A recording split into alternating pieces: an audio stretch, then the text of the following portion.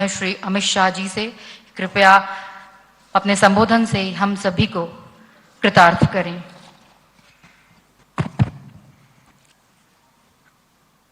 आज के इस कार्यक्रम में मेरे साथ मंच पर उपस्थित मध्य प्रदेश के लोकप्रिय और यशस्वी और बेहद मेहनती मुख्यमंत्री श्रीमान शिवराज सिंह जी, हमारे प्रदेश अध्यक्ष महोदय जी, मध्य प्रदेश के गृह मंत्री जी और उपस्थित सभी पत्रकार, छायाकार और प्रेस मीडिया के सभी भाइयों बहनों, आप सभी का स्वागत है। मुझे कोई संबोधन नहीं करना है, कुछ डिटेल देने का मैं प्रयास करूंगा। वैसे आप सब लोग ये सारी चीजों से अवगत हैं, परंतु किस होलिस्टिक अप्रोच के साथ हमने एक बीमारू राज्य को देश के सबसे विकसित राज्यों में 20 साल में पहुंचाने का प्रयास किया है और आगे आजादी के अमृत काल के समय में क्या दृष्टिकोण लेकर मध्य प्रदेश को भारतीय जनता पार्टी आगे ले जाना चाहती है। मोदी जी ने देश के मध्य भाग, उत्तरी छोर और पूर्वी क्षेत्र को विकास के थ्रस्ट एरिया के रूप में पहचान कर जो विशेष प्रयास किए हैं, इसकी भी बात मैं करना चाहूंगा। मित्रों, मध्य प्रदेश राज्य का गठन 1956 में हुआ। 56 के पहले विंध्य प्रदेश, मध्य भारत और भोपाल स्टेट, वहां पर भी कांग्रेस का शासन था और 50 से 2003 तक 53 वर्ष में 6-7 साल छोड़कर पूरा समय कांग्रेस का शासन रहा। मैं इसलिए बताना चाहता हूं कि आज जो लोग दावे कर रहे हैं, उनको सबसे पहले ये 53 साल का विकास का हिसाब देश की जनता के सामने, मध्य प्रदेश की जनता के सामने रखना चाहिए। कांग्रेस के शासन में 53 साल में मध्य प्रदेश को क्या विरोध मिला? तो एक बीमारू राज्य का विरोध मिला। 1980 के दशक में एक जाने माने आर्थिक विश्लेषक श्री आशीष बोस ने राजीव गांधी जी को एक पेपर प्रस्तुत किया था। उन्होंने इसमें बीमारू शब्द का प्रयोग किया था और बीमारू शब्द का प्रयोग किया था उस उद्देश्य से किया था कि पूरे देश की ग्रोथ रेट को, विकास दर को अगर कोई 4 राज्य नीचे ला रहे हैं तो ये बीमारू राज्य ला रहे हैं। और बीमारू राज्य का शब्द प्रयोग 4 राज्यों के पहले अक्षर से लिया गया था। बिहार, संयुक्त मध्य प्रदेश जो आज का मध्य प्रदेश और छत्तीसगढ़ है, राजस्थान और उत्तर प्रदेश। ये 4 राज्य देश की विकास दर की नीचे लाने के लिए जिम्मेदार है, ऐसा आशीष बोस जी ने एक पेपर के अंदर इसको रखा था। और तब यूनाइटेड नेशंस और अंतरराष्ट्रीय सभी विकास दर के मानांक तय करने वाली सभी एजेंसियों में ये 4 राज्यों को राइट ऑफ स्टेट कर उल्लेख किया जाता है कि इसमें कुछ सुधर ही नहीं सकता है। ये 4 राज्य राइट ऑफ स्टेट माने जाते हैं और वो सभी सर्वेक्षणों ने भी ये बीमारू राज्य को भारत के ग्रोथ की बाधा के रूप में वर्णित किया गया। 2003 में श्रीमान बंटाधार की सरकार को हटाकर मध्य प्रदेश की जनता ने एक ऐतिहासिक निर्णय दिया। उमा भारती जी के नेतृत्व में भारतीय जनता पार्टी की सरकार बनी। उसके बाद उमा भारती जी, बाबूलाल जी और 2005 से अब तक श्रीमान शिवराज सिंह जी के नेतृत्व में भारतीय जनता पार्टी ने ये बीमारू शब्द से मध्य प्रदेश को मुक्ति दिलाने का काम किया है। बीते 20 साल गरीबी से मुक्ति का सुवर्ण काल मध्य प्रदेश में साबित हुआ है और आगामी 25 साल में संपूर्ण विकसित राज्य बनाने की नींव डालने का काम ये 20 साल के अंदर हुआ है। इसके साथ साथ आत्मनिर्भर मध्य प्रदेश बनाने की नींव डालने का भी काम हुआ है। चाहे स्वास्थ्य का क्षेत्र हो, औद्योगिक विकास हो, इरिगेशन का रकबा हो, कृषि विकास हो, युवाओं के लिए पढ़ाई लिखाई के सभी आयाम मध्य प्रदेश में ही उपलब्ध करने हो, अपनी स्वभाषा में मेडिकल और इंजीनियरिंग की पढ़ाई लिखाई करनी हो, हर दृष्टि से एक आत्मनिर्भर मध्य प्रदेश बनाने का एक नींव डालने का काम ये 20 साल में हुआ है। और मैं मध्य प्रदेश की 9 करोड़ की जनता को भरोसा दिलाने आया हूं कि आने वाले अमृत काल का समय मध्य प्रदेश को देश के सबसे विकसित राज्यों की श्रेणी में रखने के लिए और संपूर्ण आत्मनिर्भर राज्य बनाने की दिशा में हम काम करेंगे। जो मध्य प्रदेश कभी बीमारू कहा जाता था, उसको अब बेमिसाल विकास का राज्य कहा जाता है। जो कभी बंटा धार माना जाता था, वो आज हर क्षेत्र में बुलंदियों पर खड़ा है। हर क्षेत्र को पिछड़ा माना जाता था, आज विकास के दृष्टि से हर पैरामीटर में मध्य प्रदेश आगे दिखाई पड़ता है। और कभी जिसको बर्बाद कर राइट ऑफ किया गया था, वो आज समृद्ध और खुशहाल राज्यों की श्रेणी में आया है। 20 साल में बिजली, पानी, सड़क, शिक्षा, स्वास्थ्य, अर्थव्यवस्था, सुशासन और कानून और व्यवस्था, ये सारे पैरामीटर्स के अंदर आमूल चूर परिवर्तन किया है। चाहे बुंदेलखंड हो या बघेलखंड, निमाड़ हो या मालवा, ग्वालियर चंबल हो या महाकौशल, भोपाल से लेकर प्रदेश की हर चौपाल तक खुशहाली और विकास को पहुंचाने का काम भारतीय जनता पार्टी की सरकार ने किया है। और इस 20 साल में 10 साल डबल इंजन की सरकार है। 2014 में मोदी जी की सरकार बनी और मोदी जी ने मध्य प्रदेश को काफी कुछ दिया है, मन खोल कर दिया है। और मध्य प्रदेश की जनता ने भी मोदी जी के हर पहल का जवाब झोलियां भर भर कर वोटें देकर, सीटें देकर निभाया है। 2014 में 29 में से 27 सीटें लोकसभा की भारतीय जनता पार्टी जीती। 29 में से हम 28 सीटें जीते। और मैं विश्वास के साथ कह रहा हूं, एक सीट की कमी है। 2024 में भी वो एक सीट की कमी भी मध्य प्रदेश की जनता हम पर कृपा कर पूरी कर देगी, इसका मुझे विश्वास है। मैं मध्य प्रदेश की जनता को कहने आया हूं कि अगला चुनाव है वो बंटाधार की ओर से विकसित मध्य प्रदेश बनाने का चुनाव है। बीमारू की ओर से सर्वोच्च स्थान पर बैठे हुए मध्य प्रदेश को बनाने का चुनाव है। और आगामी चुनाव गरीबी से संपूर्ण मुक्ति का चुनाव है। मोदी जी के नेतृत्व में यहां पर शिवराज जी ने जिस प्रकार से मोदी जी की हर योजना को नीचे पहुंचाया है, वो आने वाले समय में ये नींव पर हम एक बहुत बड़ी इमारत खड़ी करने जा रहे हैं। इसलिए मध्य प्रदेश की 9 करोड़ की जनता की आशीर्वाद की हम कामना करते हैं। मोदी जी के समय में 60 करोड़ से ज्यादा गरीबों का, भारतीयों का जीवन स्तर उठाने का काम हुआ है। 14 करोड़ लोग यानी 10 करोड़ भारतीय गरीबी रेखा से ऊपर आ चुके। और आजादी के बाद ऐसा समय कभी नहीं आया कि एक 10 साल के समय में 10% लोग, आबादी के 10%, गरीबों के नहीं कहता, गरीबों की गिनेंगे तो 15%, 10% लोग गरीबी रेखा के ऊपर आए हैं। और इसीलिए मोदी जी को गरीब कल्याण का पुरोधा मानते हैं गरीब। और इसका मैक्सिमम फायदा जो 2-3 राज्यों को मिला है, उसमें से एक हमारा 9 करोड़ की आबादी वाला मध्य प्रदेश है। और उन्होंने हर क्षेत्र में प्रगति की है। मध्य प्रदेश सरकार ने शिवराज जी के नेतृत्व में, हमारे अगले 2 मुख्यमंत्रियों के नेतृत्व में, मगर बड़ा कालखंड शिवराज जी का है, शिवराज जी के नेतृत्व में ढेर सारे परिवर्तन किए थे।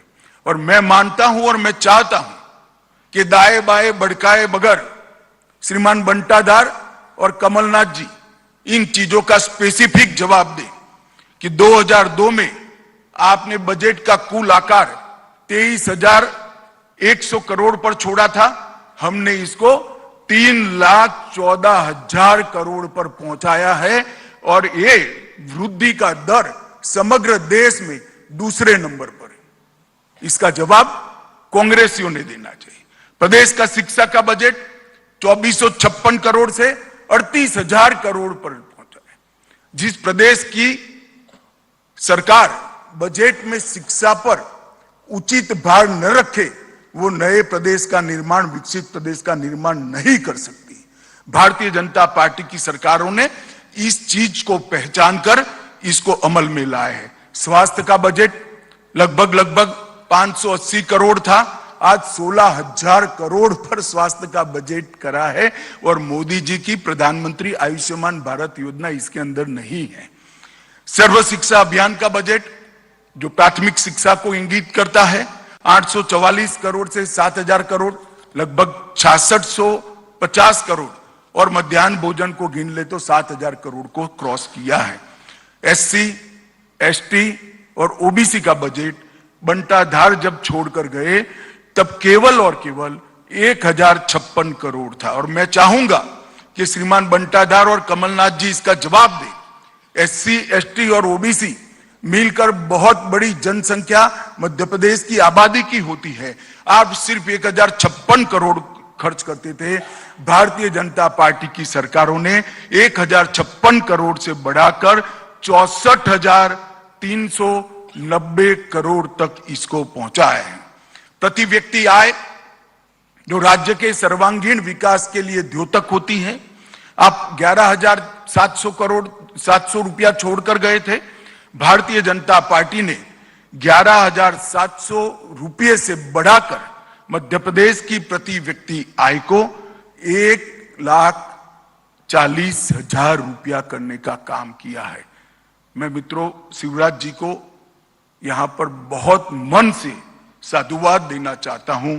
11,700 से 1,40,000 तक प्रति व्यक्ति आय पहुंचाना सारे पैमानों का रिकॉर्ड तोड़ने वाला विकास है। मोदी जी और शिवराज जी की जोड़ी ने मध्य प्रदेश को यहां तक पहुंचा है। एमएसएमई जो रोजगारी के लिए महत्वपूर्ण है, सालाना रजिस्ट्रेशन उस वक्त 4,297 उद्योगों का होता था और अब 3,61,545 उद्योगों का रजिस्ट्रेशन होता है। सड़क निर्माण, पहले तो सड़क जो निर्मित हुई थी वो भी सड़क में गड्ढा था या गड्ढे में सड़क थी मालूम नहीं पड़ता। मैं कई बार दाहोद के रास्ते से महाकाल के दर्शन करने आया था, गहरी नींद में दाहोद तक सोते थे। जैसे ही एमपी शुरू होता था गाड़ी गड्ढे में गिरते ही नींद उड़ जाती थी। मगर ऐसी भी 60,000 किलोमीटर सड़कें थी, इसकी जगह अब 5,10,000 किलोमीटर सड़कें ग्रामीण सड़कों को मिलाकर यहां बनाई दी गई है। 8 गुना से ज्यादा सड़कों का निर्माण हुआ है। राष्ट्रीय राजमार्ग 4,800 किलोमीटर से बढ़कर 13,000 किलोमीटर हुआ है, करीब 3 गुना बढ़ा है। कृषि विकास दर 6.5 गुना बढ़ी है। एमएसपी पर गेहूं की खरीदी, जो लोग एमएसपी के लिए चिल्लाते हैं, और अभी तो मुझे आश्चर्य है जिन्होंने कभी भी हाथ में हल नहीं पकड़ा, वो कमलनाथ जी एमएसपी की बात कर रहे थे। मैं कमलनाथ जी को बताना चाहता हूं कि एमएसपी पर गेहूं की खरीदी जब बंटाधार छोड़कर गए तब 4,38,000 टन थी। सिर्फ गेहूं की खरीदी में कहता हूं 4,38,000 टन, आज वो 70,96,000 मैट्रिक टन पहुंची है। क्या गुमराह करे आप किसानों को। धान की खरीदी 0.95 लाख मतलब 95,000 मैट्रिक टन थी और आज धान की खरीदी 46,30,000 मैट्रिक टन तक पहुंची है। इसका जवाब बंटाधार और कमलनाथ की जोड़ी ने देना चाहिए। राशन के लाभार्थी परिवार आप 52 लाख छोड़कर गए थे। राशन आपके चट्टे बट्टे ही खा जाते थे, मगर अब थंब इंप्रेशन के साथ पारदर्शिता से राशन 52 लाख की जगह 1,25,00,000 परिवारों को राशन पहुंच रहा है। मेडिकल की सीटें आप 620 छोड़कर गए थे, अब 4000 से ज्यादा बन चुकी है। एकलव्य आदर्श विद्यालय जो आदिवासी बच्चों के रेसिडेंस स्कूल का कंसेप्ट है, एक भी नहीं बना आपने 53 साल में। हमारे समय में 63 बन चुके हैं। आईआईटी की संख्या 159 छोड़कर गए थे, आज 1014 है। और पर्यटकों की संख्या, क्योंकि रोड भी अच्छे हुए हैं, पर्यटन स्थानों का भी विकास हुआ है, 64 लाख तक थी, अब ये 9 करोड़ को क्रॉस कर गई है। मैं स्पष्टता से आज कांग्रेस के नेताओं का आह्वान करना चाहता हूं, इधर उधर गलत आरोप मढ़कर मध्य प्रदेश की जनता को गुमराह करने की जगह ये हमारे रिपोर्ट कार्ड का आप जवाब दीजिए, और हिम्मत है तो आपके 50 साल का रिपोर्ट कार्ड लेकर आइए। भारतीय जनता पार्टी ने सार्वजनिक जीवन में एक परंपरा खड़ी करी है। हमने राजनीति के अंदर जवाबदेही की परंपरा तय की। जहां जहां हमारी सरकार है, 5 साल के बाद चुनाव में जाते हैं तो हमने क्या करा है इसका हिसाब लेकर जाते हैं। तो मध्य प्रदेश सरकार ने तो ठीक किया ही। कांग्रेस के लोगों को मैं पूछना चाहता हूं कि आपने मध्य प्रदेश को कितना अन्याय किया, इसका भी हिसाब दीजिए आप। मध्य प्रदेश में सालों तक ऊपर भी कांग्रेस की सरकारें रही, नीचे भी कांग्रेस की सरकार रही, क्या दिया मध्य प्रदेश को? आंकड़े देकर 9 करोड़ की जनता के सामने आइए आप नहीं आएंगे मुझे मालूम है, इसलिए मैं आंकड़े देना चाहता हूं। मित्रों, 2004 से 14 में बहुत पीछे नहीं जाना चाहता। जब सोनिया मनमोहन सरकार थी, 10 साल मध्य प्रदेश में उनकी सरकार चली, मध्य प्रदेश को 1,98,000 करोड़ रुपया दिया, सिर्फ 1,98,000 करोड़ रुपया 10 साल में। और मोदी जी की सरकार 9 साल 2014 से 23 का 8,33,000 करोड़ रुपया मोदी जी ने देने का काम मध्य प्रदेश को दिया है। और मैं तो ये डेवोल्यूशन फंड और ग्रांट इन एड की ही बात करता हूं। विकास की अनेक परियोजनाएं जो आई हैं, जो और लाखों करोड़ का हिसाब है, हर गरीब के घर में लाभ पहुंचे हैं, जिसका हिसाब भी लाखों करोड़ का होने जा रहे हैं, इसकी बात नहीं करता। मैं डिवोल्यूशन फंड और ग्रांट इन एड की ही बात कर रहा हूं। और मेरा फिर से एक बार आग्रह है, और पत्रकार मित्रों से भी आग्रह है, हमसे जो नाराजगी हो, मगर एक सवाल तो बंटा धार और कमलनाथ को पूछने का बनता है कि भाई इसका रिपोर्ट कार्ड जरा आप पेश करिए, आपका हिसाब पेश करिए। मित्रों, किसान सम्मान निधि 91 लाख किसानों को फायदा मिलता है, 19,000 करोड़ का फायदा अब तक पहुंच चुका है। ये मोदी जी ने जो सारी योजनाएं बनाई हैं, नीचे तक डबल इंजन की सरकार ने पहुंचाई, और मोदी जी ने भी योजनाएं बनाने में भी कमी नहीं छोड़ी, और योजनाओं के ऊपर किसी भी प्रकार की कटौती नहीं रखी, लक्ष्यांक नहीं रखा है। संपूर्ण सैचुरेशन ही मोदी सरकार का लक्ष्यांक है। पहले क्या आता था, टुकड़े टुकड़ों में विकास होता था। भाई 25,000 शौचालय बनाने हैं, अब आता है कि हर घर में शौचालय होना चाहिए। 10,000 घरों में बिजली पहुंचानी है, अब मोदी जी कहते हैं हर घर में बिजली होनी चाहिए। हर गरीब को घर मिलना चाहिए, हर गरीब के घर में पीने का पानी मिलना चाहिए, हर गरीब के घर में गैस का सिलेंडर पहुंचना चाहिए। संपूर्ण सैचुरेशन की दिशा में गरीब कल्याण का कंसेप्ट स्वतंत्र भारत में अगर किसी ने किया है तो हमारे प्रधानमंत्री नरेंद्र मोदी जी ने किया है, और इसीलिए मोदी जी को बार बार जनादेश प्राप्त होता है। फसल बीमा 25,000 करोड़ का फायदा मिला है। जल जीवन मिशन 1.2 करोड़ घर और 60 लाख कनेक्शन अब तक पहुंच चुके हैं। आयुष्मान भारत योजना लगभग 3.6 करोड़ लाभार्थी हैं, इसमें से 30 लाख लाभार्थियों ने अपने ऑपरेशन करा चुके हैं। लगभग 80 लाख शौचालयों का निर्माण पूरा हो चुका है। अन्न योजना लगभग 1.2 करोड़ कार्ड में 5.1 करोड़ लाभार्थियों को प्रति व्यक्ति प्रति माह 5 किलो अनाज फ्री ऑफ कॉस्ट दे दिया जा रहा है। लगभग 10,87,000 गैस के सिलेंडर बांटे हैं, जिसमें से 1,20,000 SC और ST है। प्रधानमंत्री आवास योजना 42 लाख लोगों को घर दिया गया है। संस्थाएं भी दी है। भारतीय सूचना प्रौद्योगिकी संस्था IIIT, राष्ट्रीय डिजाइन संस्था NID भी देने का काम किया है। राष्ट्रीय राजमार्गों के निर्माण में 4,000 किलोमीटर के नए राजमार्ग दिए हैं जो कांग्रेस के कुल शासन से ज्यादा हैं। लगभग 5400 अबज रुपये से तैयार होने वाली दिल्ली मुंबई औद्योगिक कॉरिडोर, इसमें इंदौर शहर को शामिल किया गया है। 31,000 करोड़ की लागत से 906 किलोमीटर लंबा नर्मदा एक्सप्रेसवे इसका विचार किया है। 5,000 करोड़ की लागत से 300 किलोमीटर की भारत माला परियोजना को हम आगे लेकर आए हैं और 5 वित्तीय वर्षों में, सिर्फ 5 वित्तीय वर्षों में हमने 72,000 किलोमीटर सड़कों की लंबाई को बढ़ाने का काम। मित्रों, ये जो विकास के पैरामीटर्स है उसका जवाब मध्य प्रदेश की 9 करोड़ की जनता ने श्रीमान बंटाधार और कमलनाथ के सामने मांगा। इधर इधर की बात मत करिए भाई। मध्य प्रदेश का काफिला क्यों लूटा था, इसका जवाब दीजिए। और आपके समय में लूटा है। रेलवे में 12,000 करोड़ रुपया की लागत से 11 कॉरिडोर और कई सारे 35 से ज्यादा रेलवे स्टेशनों की विकास की बात की है। 3 एयरपोर्ट, ग्वालियर हवाई अड्डा 500 करोड़ की लागत से, रीवा हवाई अड्डा 2023 तक चालू हो जाएगा अंत के पहले, और 412 करोड़ की लागत से जबलपुर के हवाई अड्डे का भी टर्मिनल बन रहा है। लगभग 4190 करोड़ से ग्रीनफील्ड एसईजेड पीथमपुर में लगाया जा रहा है। 3,000 करोड़ से 600 मेगावाट ऊर्जा उत्पादन वाला सबसे बड़ा सौर ऊर्जा प्लांट खंडवा में स्थापित होगा। 2400 करोड़ से पूरे देश को गौरव हो ऐसा आदि शंकर का अद्वैत स्मारक बनाने का काम भी हमारी सरकार ने किया है। ओंकारेश्वर खरगोन में अंतर्राष्ट्रीय अद्वैत वेदांत संस्थान की भी निर्मित हम कर रहे हैं।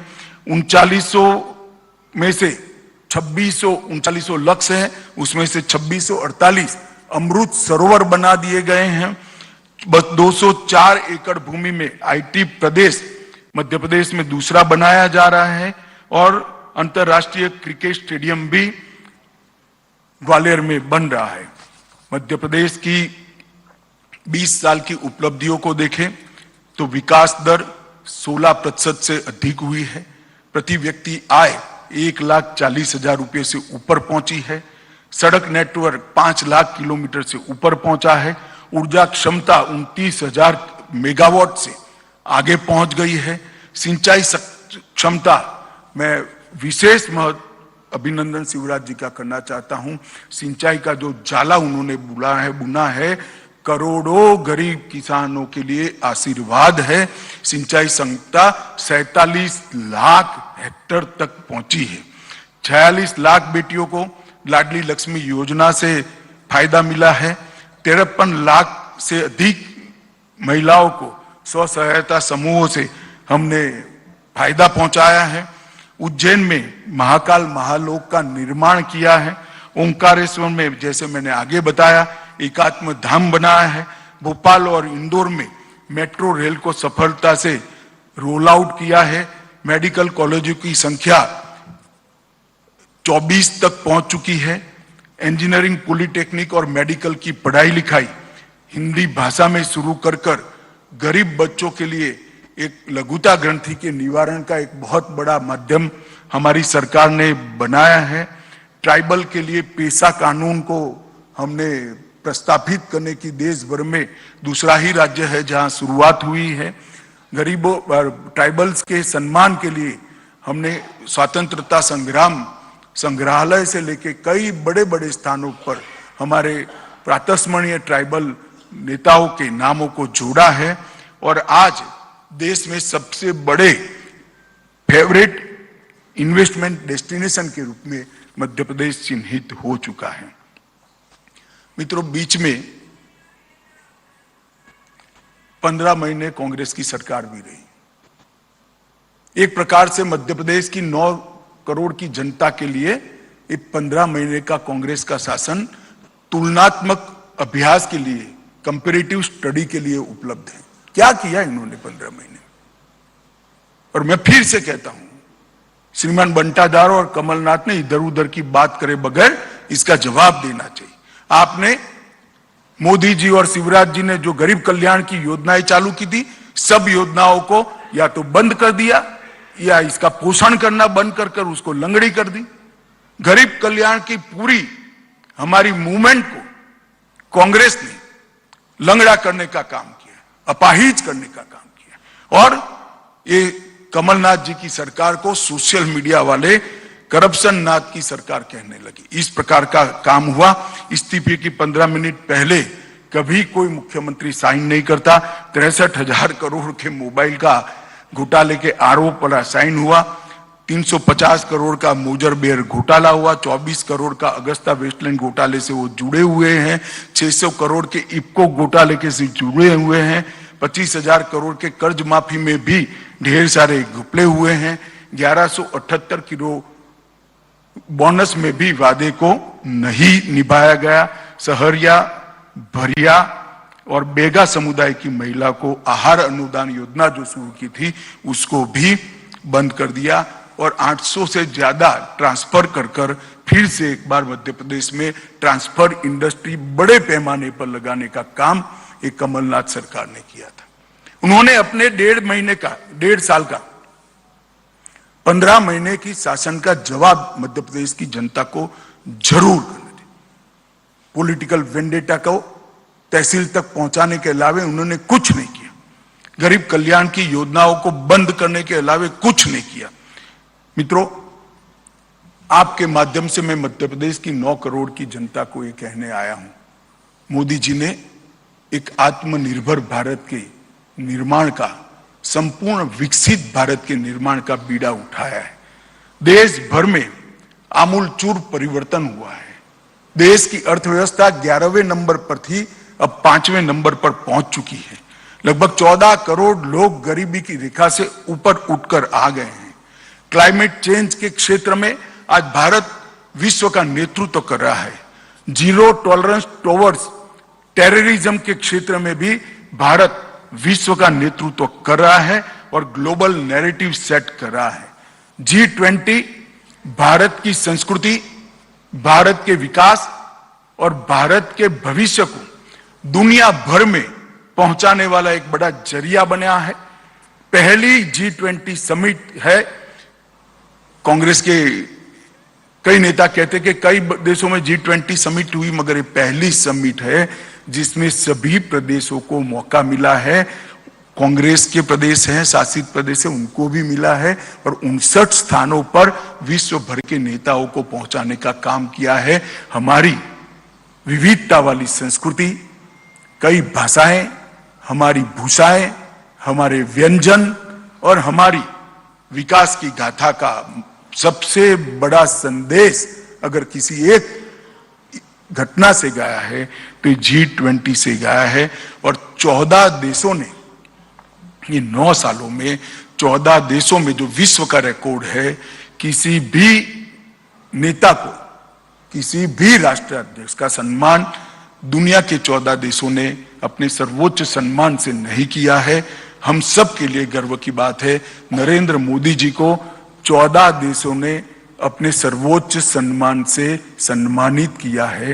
ये 14 देशों ने जो सम्मान किया है वो नरेंद्र मोदी जी या भारतीय जनता पार्टी का सम्मान नहीं है। ये नरेंद्र मोदी व्यक्ति का सम्मान नहीं है।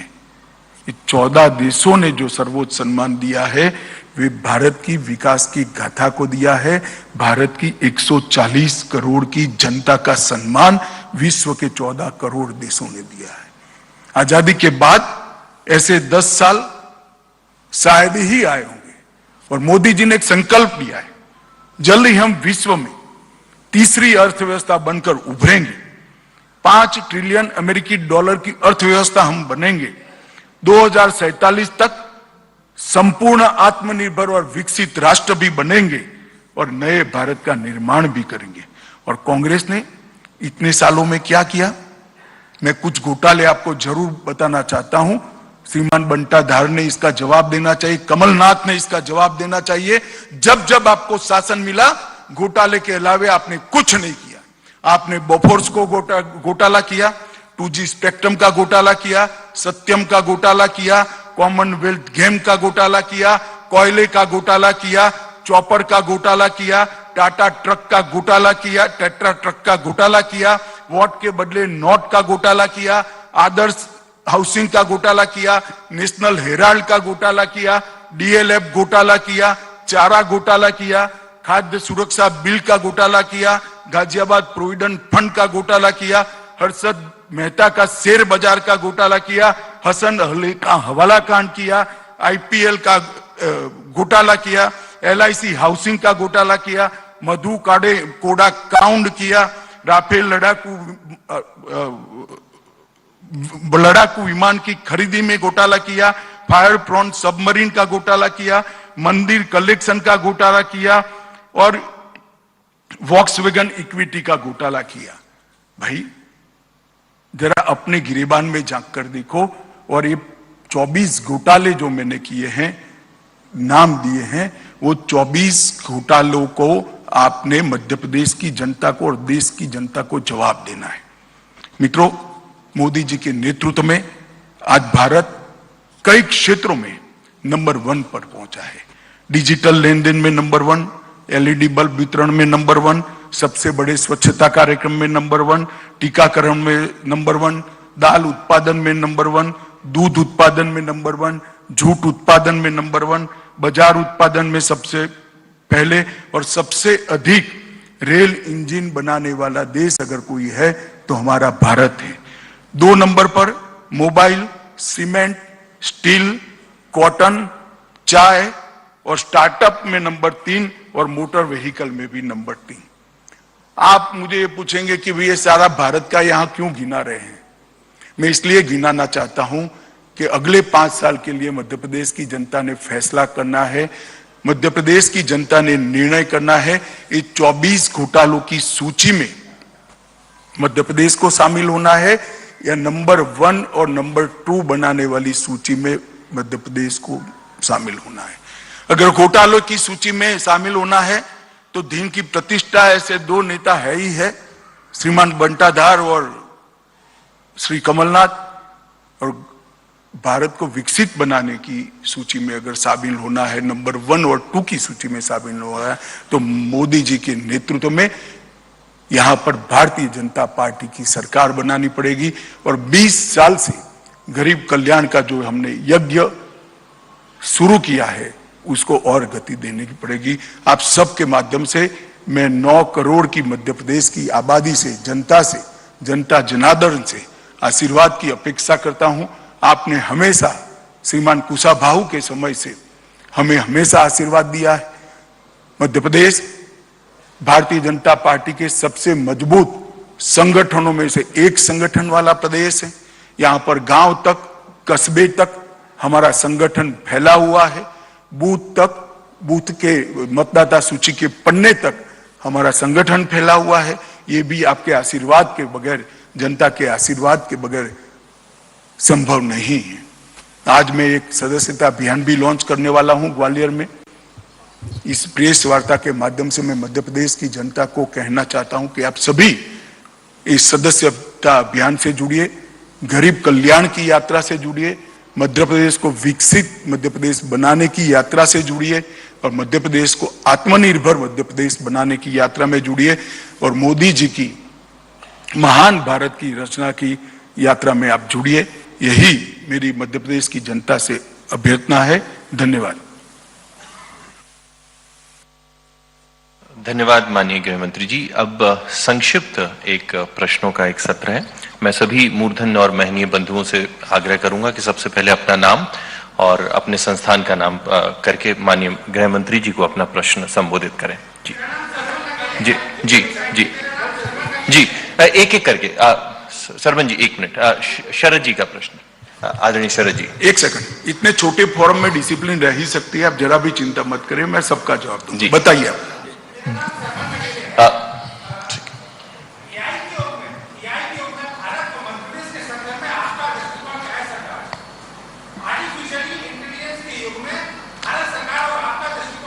देखिए, जिस तरह से मध्य प्रदेश में उच्च शिक्षा का प्रचार और प्रसार मोदी जी और शिवराज जी के समय में हुआ है, आर्टिफिशियल इंटेलिजेंस का जो क्षेत्र है वो उच्च शिक्षा के बगैर संभव नहीं है। तो आर्टिफिशियल इंटेलिजेंस के क्षेत्र में जो भी विकास देश भर में होगा, इसका रॉ मटेरियल तैयार करने का काम, बच्चे तैयार करने का काम, युवाओं को तैयार करने का काम यहाँ पर बहुत अच्छे तरीके से हुआ है। मुझे मध्य प्रदेश के युवाओं की क्षमता पर विश्वास है कि ये जरूर इस क्षेत्र में भी अपना दम दिखाएंगे और देश में अच्छा स्थान हासिल करेंगे। शरद जी, मैं शरद द्विवेदी बंसल न्यूज से। अमित जी इस तरफ।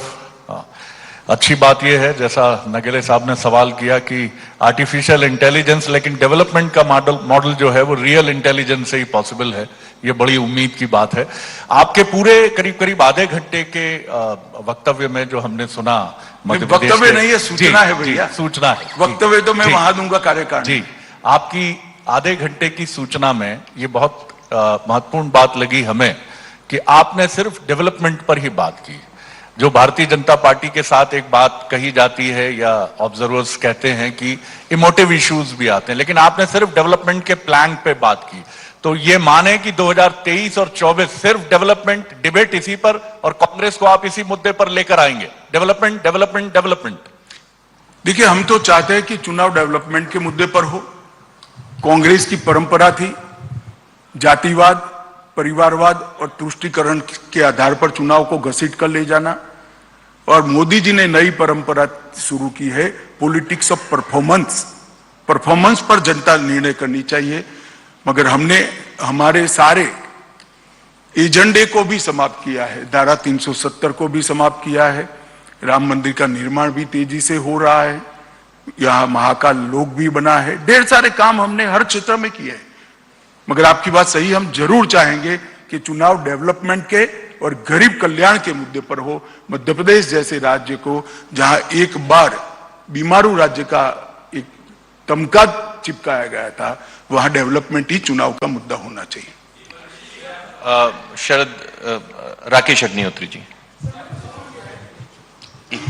आपके मध्य प्रदेश में सक्रिय होने के बाद संगठन में कसावट और सरकार की उपलब्धियों का लेखा जोखा सामने रखा जा रहा है। कार्यकर्ताओं में करंट आ रहा है, ये फीडबैक मिल रहा है, लेकिन नेतृत्व को लेकर जो क्लियरिटी है, क्या अमित शाह उसको सामने रखेंगे? और दूसरा, जो आपने 15 महीने की दिग्विजय सिंह सरकार और कमलनाथ का जो जिक्र किया है, क्या वो काम भाजपा के लिए कोई चुनौती है? और 15 महीने का कोई आरोप पत्र भी भाजपा जारी करेगी इसी गंभीरता के साथ? देखिए, आरोप पत्र जारी करेंगे या नहीं करेंगे तो स्टेट यूनिट निर्णय करेगा, परंतु मैंने आज आरोप लगा ही दिए, जवाब देना चाहिए उनको। क्या बाकी रखा है? सारी बातें बताई है। इन्होंने विकास की कंपैरिजन लेकर मध्य प्रदेश की जनता के सामने आना चाहिए, करप्शन की बातें लेकर मध्य प्रदेश को जनता को जवाब देना चाहिए, और अगर हिम्मत है तो दे।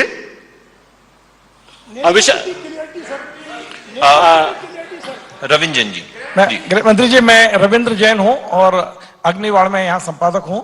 आपने आज कहा अभी कि मध्य प्रदेश के मुख्यमंत्री अति मेहनती, जो आपने उल्लेख किया, निश्चित तौर पर परिश्रमी। क्या यह सही है कि अगले चुनाव में यदि आपको बहुमत मिलता है तो शिवराज जी ही मुख्यमंत्री रहेंगे? देखो, यह ऐसा है, शिवराज जी मुख्यमंत्री है ही, और पार्टी का काम आप क्यों करने लगे हो? हमारी पार्टी का काम है, हम तय करेंगे। चलिए, अमित शाह जी, अभी शिवराज जी मुख्यमंत्री ही है और हम चुनाव में हैं, पार्टी का काम करेगी। मेरा आप सभी से अनुरोध है कि मोदी जी और शिवराज जी के नेतृत्व में जो कुछ हुआ है, कृपया जनता पर पहुंचाइए, तो विकास का एजेंडे पर चुनाव सेटराइट हो, और कांग्रेस भी अपने विकास की बात करती है तो उसको भी पहुंचाइए। अनिल गुप्ता जी, अनिल जी।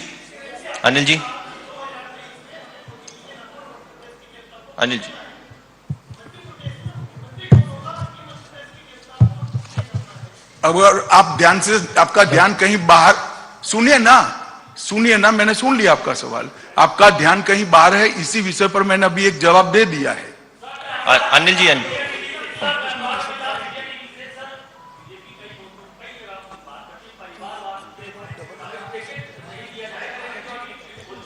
ऐसे एक करके।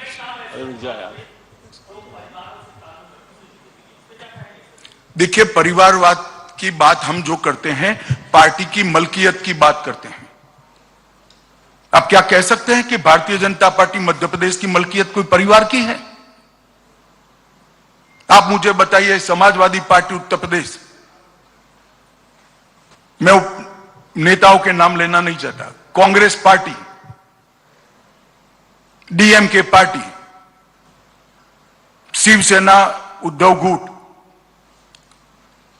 परिवारवाद का मतलब है सरकार और शासन में एक ही परिवार के व्यक्ति आएंगे, इसका नाम परिवार है। कहीं इक्का दुक्का किसी के परिवारजन को योग्यता के आधार पर टिकट दिया, इसको करके आप परिवारवाद का मुद्दा डाइल्यूट मत करिए।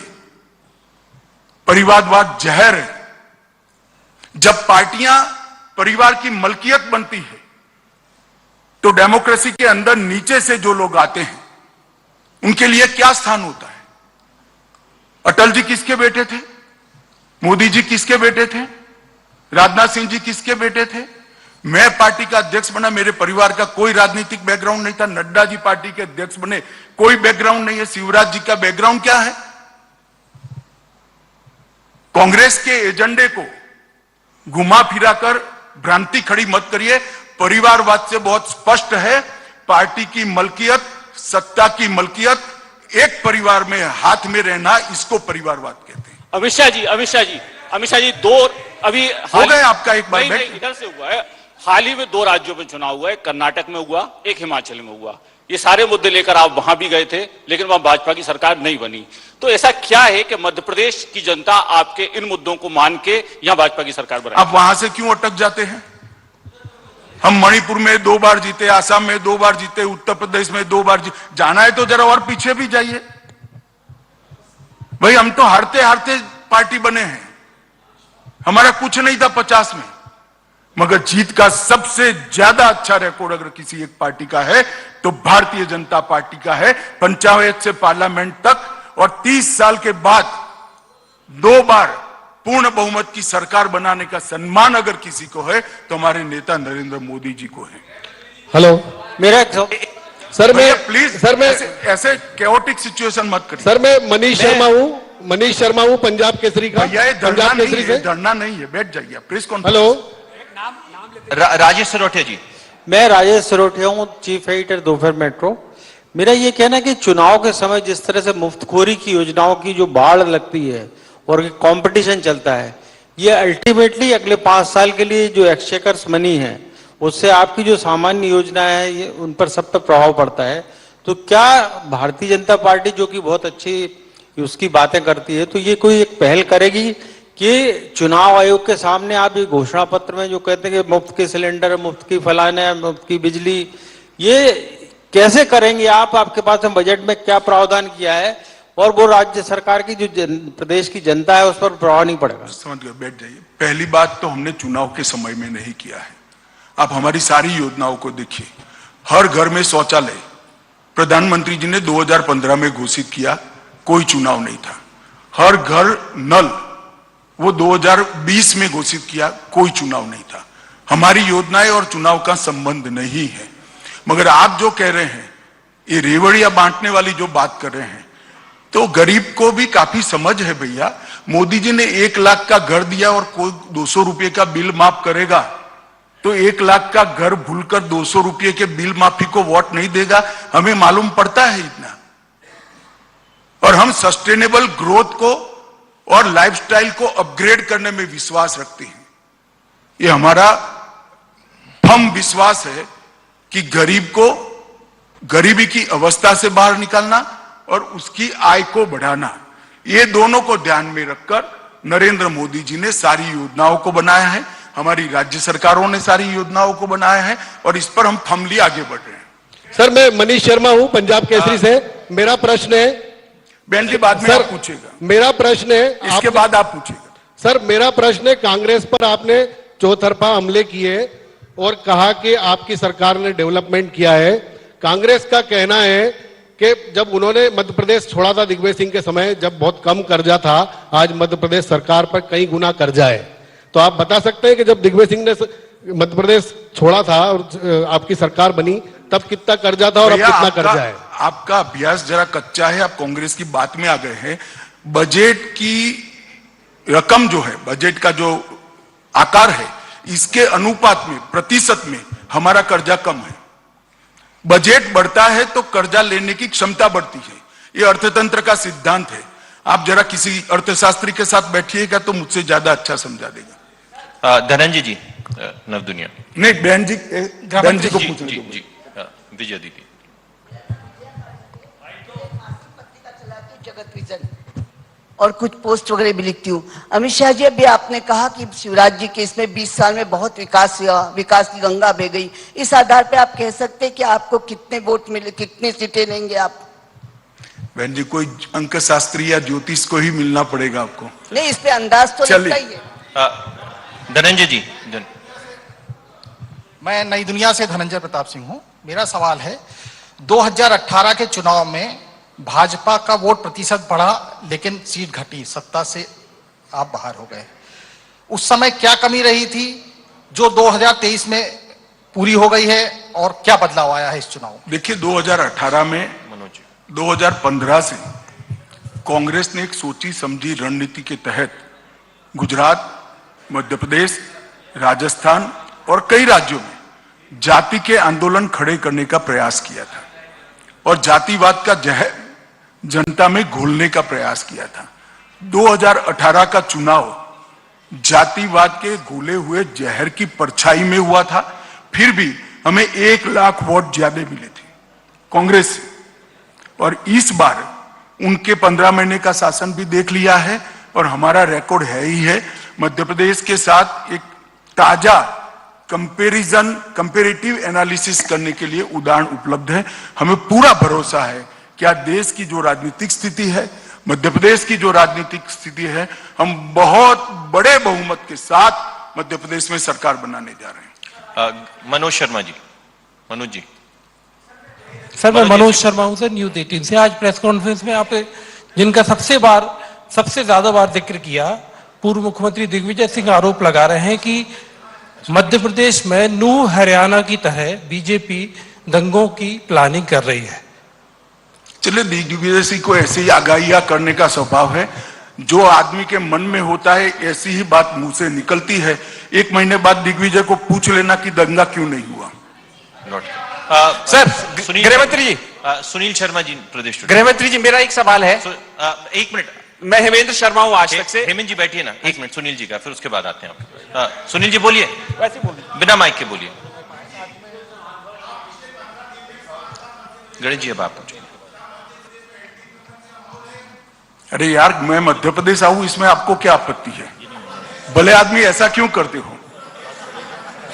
जहां चुनाव है वहां मैं हमेशा जाता हूं। आपके पास ठीक से रिकॉर्ड उपलब्ध नहीं है, मेरी ऑफिस आपको भेज देगी।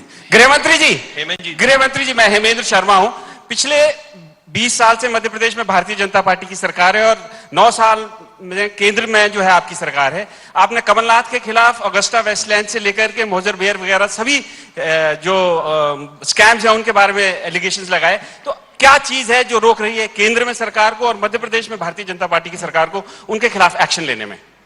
नहीं, एक्शन देखिए, हमने कभी भी पॉलिटिकल वेंडेटा से एक्शन नहीं लिए।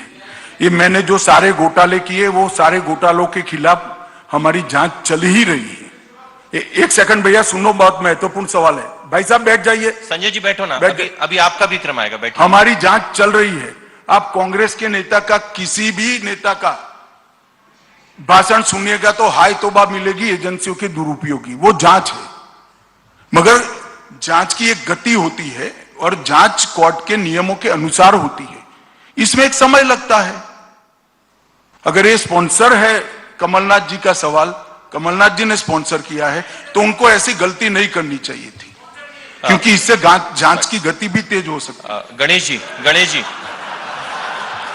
चलिए, धन्यवाद। अमित जी, चलिए, बहुत धन्यवाद सभी साथ। अमित जी, मेरा लास्ट सवाल है।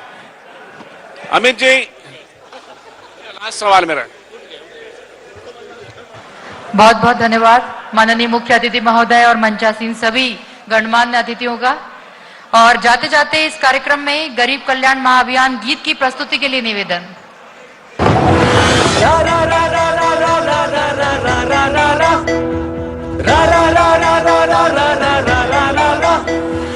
हम अंत्योदय के सपने अपनी आंखों में पाले हैं। हम गरीब कल्याण के हित में मेहनत करने वाले हैं। कभी खोखल किए न वादे, चट्टानों से अटल इरादे, ही गरीब की दूर समस्या, 20 साल की कठिन तपस्या।